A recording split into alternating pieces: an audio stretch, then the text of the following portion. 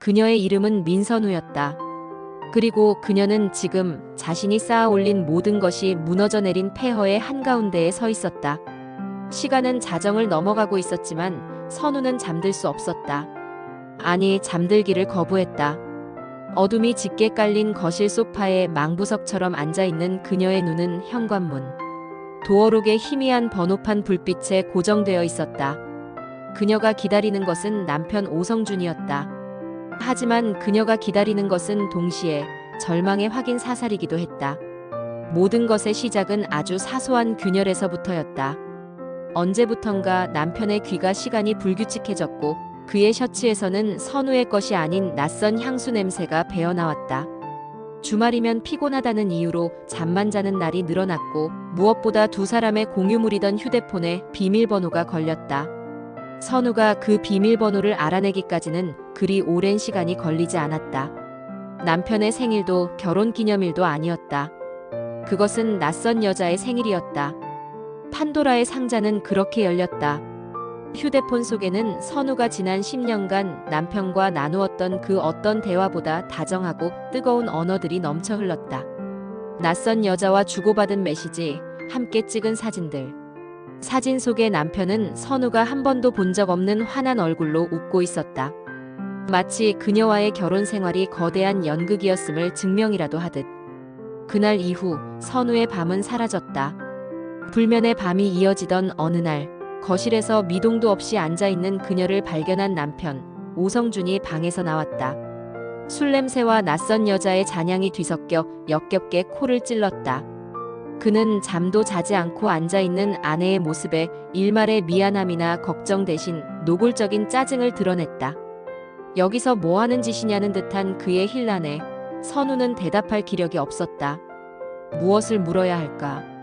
어디서부터 잘못되었느냐고, 어떻게 나에게 이럴 수 있느냐고 따져 물어야 할까? 하지만 모든 질문은 공허했다. 성준은 아내의 침묵에 목소리를 높여 다시 한번 다그쳤다.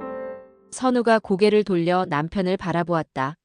한때 세상의 전부였던 남자의 얼굴이 지독하게 낯설었다. 선우는 갈라지는 목소리로 겨우 한마디를 내뱉었다. 당신 인간이냐고. 그 한마디에 성준의 표정이 싸늘하게 굳었다. 그는 미쳤냐고 되받아치며 감히 어디서 눈을 똑바로 뜨냐는 폭언과 함께 거실 바닥에 있던 선우의 가방을 발로 찼다. 폭언은 익숙한 것이었다. 어쩌면 이 모든 배신은 아주 오래전부터 예고된 것이었는지도 몰랐다. 선우는 더 이상 아무 말도 하지 않았다. 그저 그가 방문을 닫고 침실로 다시 들어갈 때까지 어둠 속에서 자신의 숨소리를 죽이고 있을 뿐이었다. 선우는 이혼을 생각했다. 이 지옥 같은 관계를 끝내고 싶었다. 하지만 그녀의 발목을 잡는 것은 어린 딸 유나였다. 아무것도 모른 채 잠들어 있는 딸의 얼굴을 볼 때마다 선우는 가슴이 무너져 내렸다. 이 아이에게 아빠를 빼앗을 권리가 자신에게 있을까? 이기적인 어른들의 잘못으로 아이의 가슴에 평생 지워지지 않을 상처를 남겨도 되는 것일까? 그녀의 고뇌를 눈치챈 시어머니가 집으로 찾아왔다. 아마도 성준이 먼저 손을 쓴 모양이었다. 시어머니는 현관에 들어서자마자 선우의 헬쑥한 얼굴을 위아래로 훑어보더니 혀를 차며 거실 소파에 앉았다. 며느리의 꼴이 이게 뭐냐며, 그러니 사내가 밖으로 돌지 않겠냐는 비난이 서두였다. 선우는 입술을 깨물었다. 시어머니는 일장연설을 시작했다.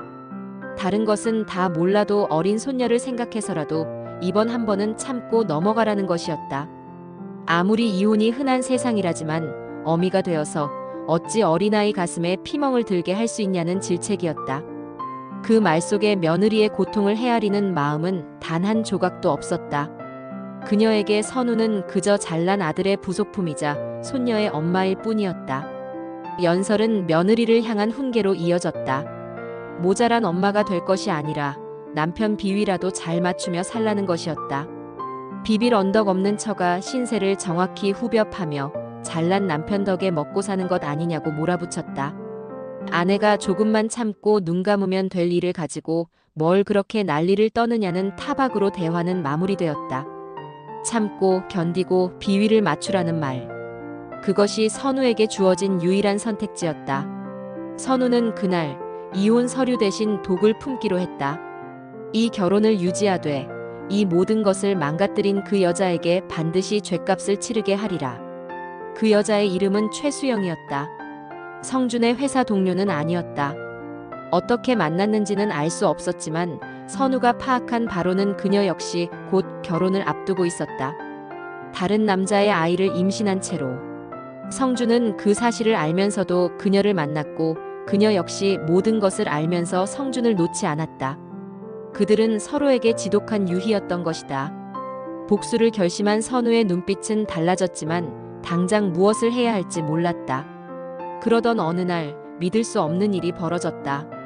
최수영이 시어머니에게 드릴 선물이 있다며 선우의 시댁에 직접 찾아온 것이었다. 그날은 마침 선우가 시어머니 댁에 들르기로 한 날이었다. 선우가 현관문을 열고 들어섰을 때 낯선 여자가 시어머니와 마주 앉아 환하게 웃고 있었다. 한눈에 알아보았다. 사진 속에서 남편과 함께 웃고 있던 바로 그 여자 최수영이었다. 수영은 어쩌면 그렇게 태어날 수 있는지 선우를 형님이라 부르며 먼저 아는 척을 했다.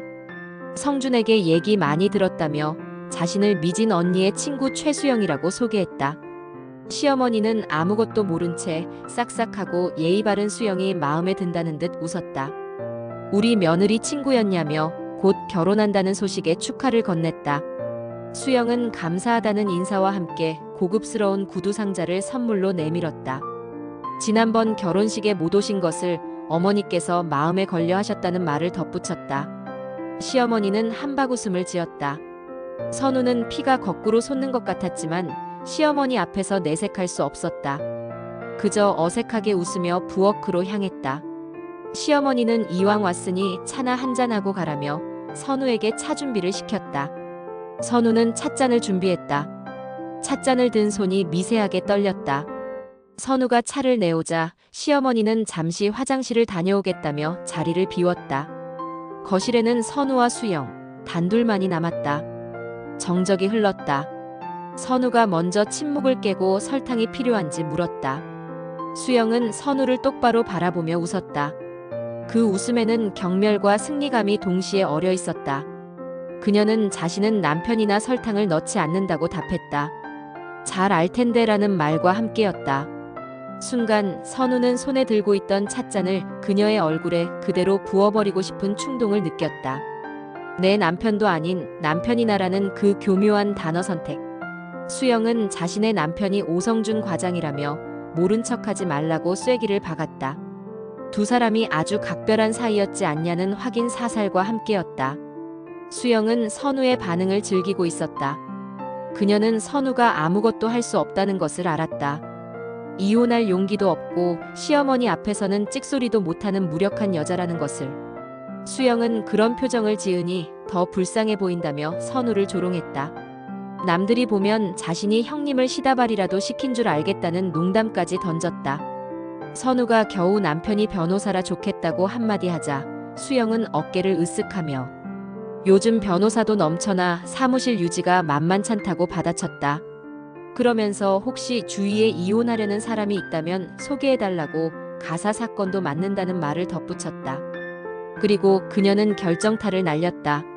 자기 친구 중에도 부하 여직원과 바람난 남편 때문에 속 끓이는 애가 있는데 간통으로 넣어버릴까 고민하더라는 것이었다.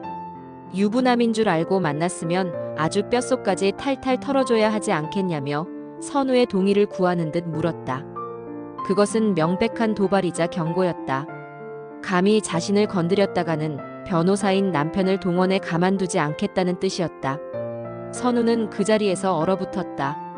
며칠 뒤 선우는 수영의 반격을 받았다. 남편 성준이 퇴근하자마자 선우에게 사진 한 장을 집어던졌다. 사진 속에는 선우가 낯선 남자와 다정하게 팔짱을 끼고 있는 모습이 담겨 있었다.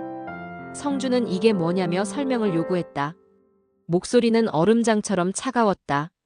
선우는 사진을 보고 어이가 없었다. 그 남자는 어릴 적부터 친남매처럼 지내온 사촌 오빠였다.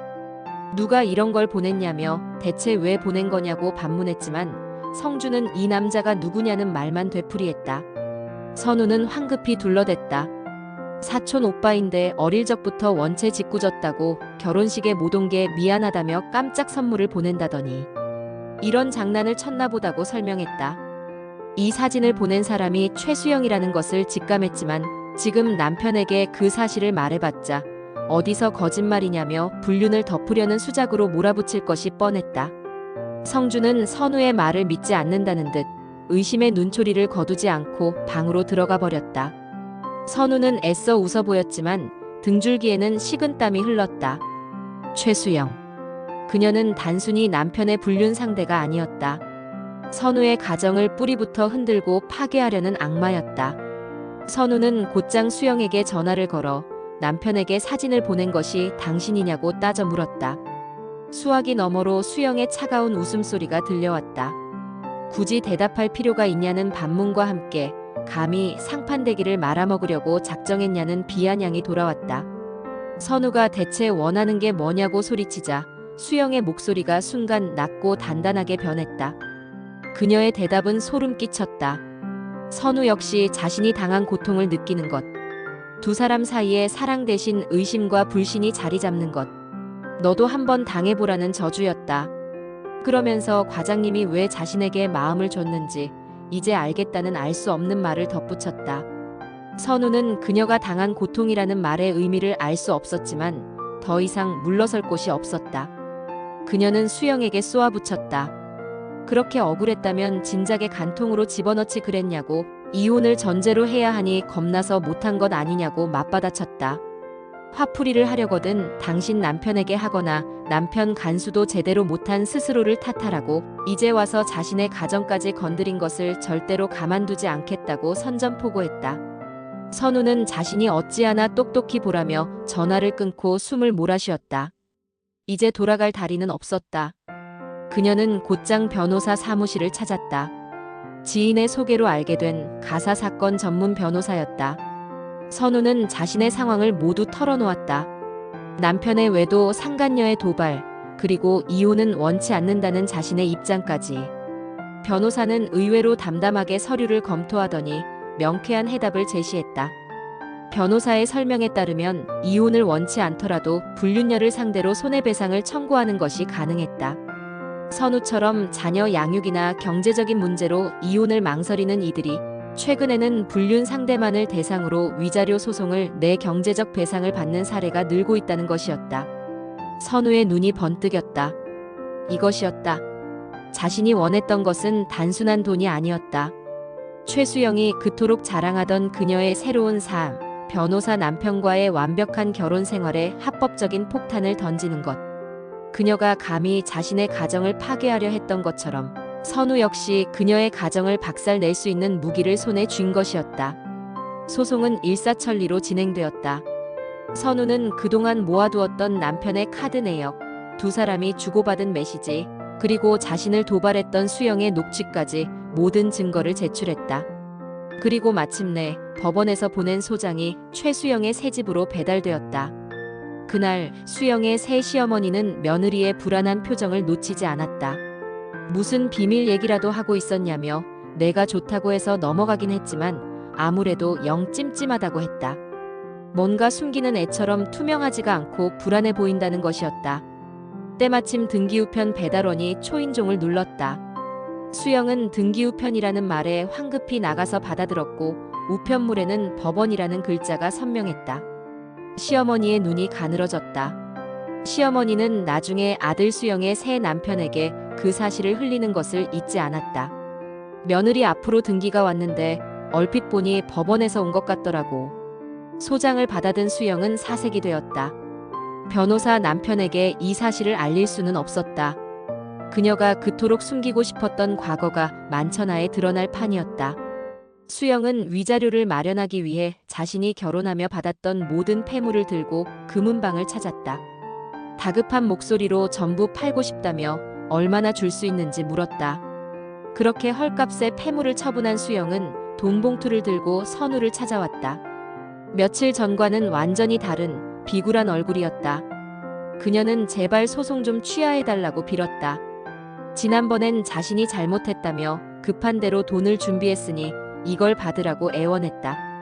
선우는 수영이 내민 돈 봉투를 바라보며 차갑게 웃었다. 지금 장난하냐고. 최수영, 지금 당신이 이러는 건 그저 당신 팔뚝에 피가 떨어지니 시원해서 하는 소리로밖에 안 보인다고. 선우는 돈 봉투를 받지 않았다.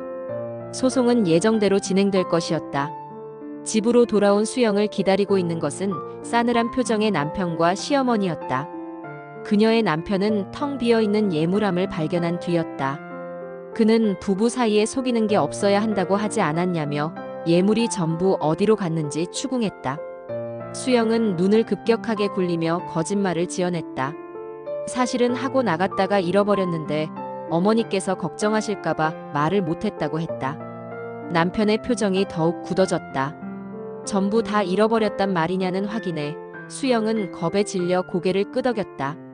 바로 그때 남편이 서류 한 뭉치를 그녀의 얼굴에 집어던졌다. 선우가 보낸 소장 사본이었다. 남편은 한 번만 더 기회를 주겠다며 어떻게 된 일인지 똑바로 말하라고 했다. 수영은 더 이상 버틸 수 없었다. 그녀는 울며 매달렸다. 제일 친한 친구가 남편 사업부도 위기라고 해서 잠깐 도와준 것뿐이라고 변명했다. 남편은 기가 막힌다는 듯 헛웃음을 터뜨렸다. 돈이 필요했으면 말을 하지 왜 거짓말을 하냐고 소리쳤다. 어디까지 사람을 속일 거냐고. 그는 이미 모든 것을 알고 있었다. 시어머니를 통해 법원에서 온 등기우편에 대해 들었고 수상함을 느껴 뒷조사를 했던 것이다. 그가 발견한 것은 아내의 추악한 과거, 유부남과의 불륜, 그리고 그로 인한 상간녀 위자료 청구 소송이었다.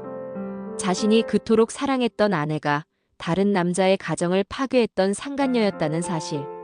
그날 밤 수영의 남편은 만취한 상태로 집에 돌아왔다. 수영이 매달리며 제발 말 좀 들어보라고 애원했지만 남편은 그녀를 거칠게 밀어냈다.